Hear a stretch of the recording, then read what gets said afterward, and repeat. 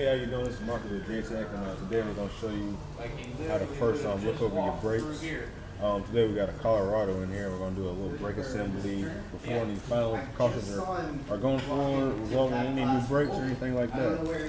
So the first thing we're going to do is do a visual inspection of the rotor, as you see. And just by feel, you can feel it for any grooves anywhere. And from here, we're going to go ahead and want to get the minimum thickness off this rotor because we're going to measure it. And if you can see here, right here on the hub assembly, Your light is too strong. that the minimum thickness is 25.6 millimeters. Okay, so from here, we want to take a micrometer, turn this guy on. These digital ones, you always want to zero them out. Zero it out. And I don't know if you can see that or not, but it's reading at 21.79 millimeters.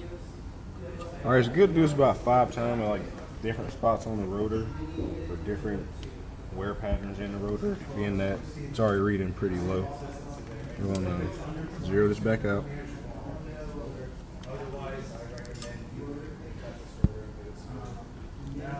This side's reading about 21.85, so we're still pretty bad. I'm going to zero it back out, do this about 3 more times, then we're going to check the thickness of the pads. Wow, this side's really low, 21.44.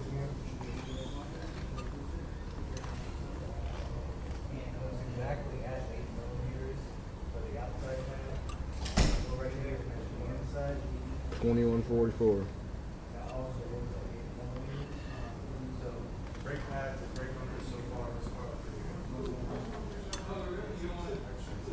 $21.77. All right, so from here on out, we can tell that this rotor is pretty shot.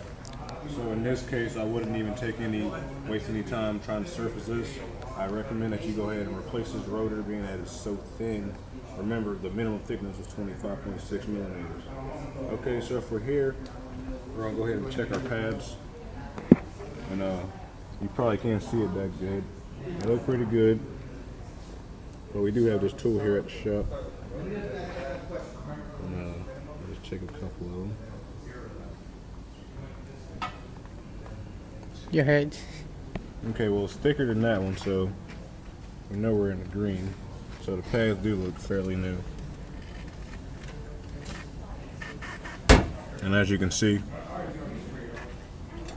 that's about how thick your pad is. So the pads are still pretty good, but I'll still recommend that you change these rotors out, just being how thin they are. And with them being so thin, they're not really going to dissipate as much heat as possible, resulting in like brake fades and stuff like that. So that is really an important thing right now. Okay, so from here, we're going to go ahead and check the condition of the caliper and whatnot. Look at the hoses. There ain't really no leaks or anything like that. And from here, we're going to go ahead and we're going to check the condition of the master cylinder and the fluids. And I'll get right back. Hey, this is Marcus here back with J-Tech, and we're finishing up the half of this brakes inspection. Okay, so from here, we'll go ahead and check our fluid condition. We're first going to observe any type of leaks. And so far, everything looks pretty good. It's good to take a little inspection. We'll wiggle the master cylinder from the booster, see if it's loose. I was wrong about that. I seem to have fluid all on my hands. So appears to be a leak. All the lines look good. And, I don't know if you can see that, but the fluid is fairly clean.